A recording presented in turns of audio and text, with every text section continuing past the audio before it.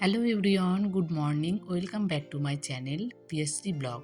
কেমন আছো তোমরা সবাই? অবশ্যই কিন্তু কমেন্টে কেউ জানাতে ভুলো না, কারণ প্রচুর ঠান্ডা পড়েছে। আর আমি তো ঠান্ডাতে খুব একটা ভালো নেই, যদিও আমি গরমটা একটু পছন্দ করি না।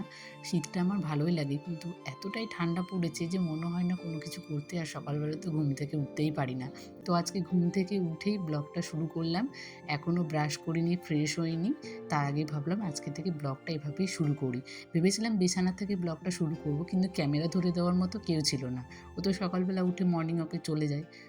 আজকে আমার সকালে ঘুম থেকে ওঠার পরে কেমন যেন একটু নড়াচড়া করতে খুব কষ্ট হচ্ছিল ঠান্ডার জন্য। তারপরে তো আমার মনে পড়লো যে রাতেই তো সব কাজ আমি কমপ্লিট করেই রেখেছি, তাহলে আমার এখন নড়াচড়া করতে অসুবিধাটা কোথায়? তাহলে তো আমি এখন বাসি জামাটা চেঞ্জ করলে আমার হয়ে যায়। তারপরে তো নিজে ফ্রেশ হব, মাম্মামকে ঘুম থেকে তুলবো, তারপরে কাজগুলো শুরু করব। তো আমি সবার আগে ফ্রেশ হয়ে নিলাম, ব্রাশ করে নিলাম। তারপরে এসে গেছি যে জামা কাপড়গুলো ছিল। আমি ঘুম থেকে উঠতে উঠতে প্রায় দিনই রোদ উঠে যায়, কিন্তু মাঝে মধ্যে যেদিন বেশি কুয়াশা পড়ে সেদিন কিন্তু হয় না। তো আজকে যখন দেখেছি রোদ উঠেছে, তাহলে কিন্তু জামা কাপড়গুলো আগে বাইরে দিয়ে আসি। না হলে কিন্তু কাজ করতে শুরু করলে কিন্তু এই জামা কাপড়গুলো দিতে অনেকটা দেরি হয়ে যায়। আর আমাদের বাড়িতে যেহেতু রোদ থাকে না, বাইরে একটু রাস্তার দিকে রোদ থাকে, সেই জায়গাতেই মাম্মামের জামা কাপড়গুলো দিয়ে আসি। তাহলে কি বেলা 12টা বাজতে বাজতে সব জামা কাপড়গুলো শুকিয়ে যায়। সকালে ঘুম থেকে উঠে মা আমার হাবভাব দেখে বুঝেই গেছে যে আমার আজকে কোনো কাজে মন নেই। তো মা এখানে কলটা চালিয়ে দিয়েছে, কলটা চালিয়ে জল ভরছিল। তো ভাবলাম মা একা একা জল ভরবে, কতক্ষণ লাগবে?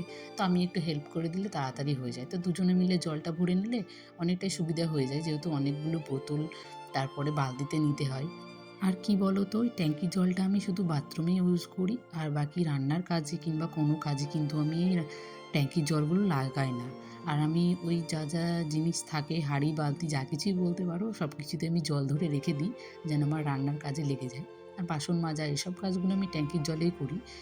জল ভরা কমপ্লিট হয়ে গেছে, বোতলগুলো জায়গা মতো রেখে দিলাম, নাহলে সব ছড়িয়ে ছিটিয়ে পড়ে যাবে। আর মাম্মাম উঠে গেলে তো কোনো কথাই নেই। দেখো, মাম্মামের কথা বলতে বলতেই কিন্তু মাম্মাম উঠে পড়েছে। আমি ঘর মুছছিলাম, তখনই দেখছি মাম্মাম উঠে পড়েছে। তো মাম্মামকে একটু লেপ চাপা দিয়ে রাখলাম, যেহেতু আমি এখন ঘর মুছছি, নামলে তো পুরো পা ভিজে যাবে। তারপরেও ঠান্ডাও একটু লেগেছে, আরও বেশি ঠান্ডা লেগে যাবে। তো ওকে আমি বিছানাতে একটু বসিয়ে রাখলাম। তারপরে আমি বলছি কাজগুলো আগে কমপ্লিট করে নিই, তারপর মাম্মামকে দেখবো। তো মাম্মামকে ওদিকে দেখতে দেখতে আর কোনো ভিডিও শ্যুট করতে পারিনি, কারণ ওর মাম্মাম আজকে ঘুম থেকে উঠে প্রচুর বিরক্ত করছিল। তারপরে ঝটপট করে রান্নাবান্নাগুলো বসিয়ে দিয়েছিলাম, যেহেতু ও অফিস খেয়ে যাবে। আর এখানে আজকের মেনু হয়েছিল ভাত, শিম ভাজা, বেগুন ভাজা, তার সাথে করেছিলাম ওই সোয়াবিন আলু দিয়ে একটা তরকারি, চচ্চড়ির মতো।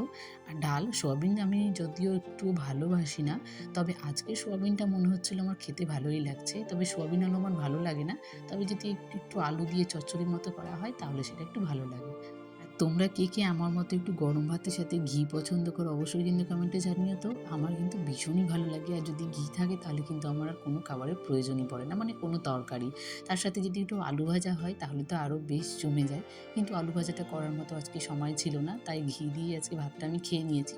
খাওয়া দাওয়া করেছে, ও চলে গেছে অফিসে, টিফিন দিয়ে দিয়েছি, তারপর আমি খেয়ে নিয়েছি, মাম্মামকে খাইয়ে দিয়েছি। তারপরে ভাবলাম বাসন কটা আবার মেজে নিই, তাহলে তো আজকের কাজগুলো কমপ্লিট হয়ে যাবে।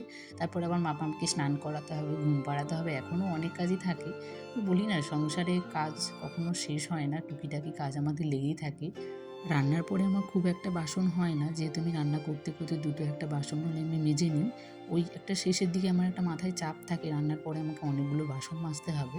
তখন ওই দুটো একটা করে যা হয় আমি সেই বাসনগুলো তখন মেজে রাখি। তাহলে কি বলো তো, রান্নার পরে যে মাথায় একটা চাপ, সেটা কিন্তু নিতে হয় না, যে আমার অনেকগুলো বাসন আছে সেটা মাজতে আমার অনেকক্ষণ সময় লাগবে।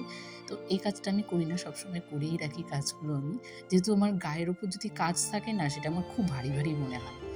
আর মনে হয় আমি কখনো শান্তি পাই না। আমার কাজটা করে থাকলে পুরো বাড়ি যদি ঝকঝকে তকতকে একটা ভাব থাকে, তাহলে মনে হচ্ছে আমার সব কাজে বেশ ভালো এনার্জি থাকে, ভালোও লাগে। আর নিজেরও খুব ফ্রেশ ফ্রেশ মনে হয়, খুব ভালোও লাগে। তো সবসময় আমি একটু ক্লিনিং রাখারই চেষ্টা করি, ক্লিনিং রাখি। মামামের তো স্নান হয়ে গেছে, এবার মামামকে তো কিছু একটা ফল খাওয়াতে হবে, যেহেতু এখন শীতের বেলা, মানে শীতের দিন। তো এখন তো এই কমলা লেবুটাই পাওয়া যায়। তো মামামের জন্য একটার মধ্যে হাফ কমলা লেবু দিলাম, যেহেতু ওর একটু ঠান্ডা লেগে আছে। তো হাফটা দিলাম, হাফটা পরের দিন দেবো। মাম্মাম কমলা লেবু খেতে কিংবা যে কোনো লেবু খেতে কিন্তু মাম্মাম ভীষণ ভালোবাসে।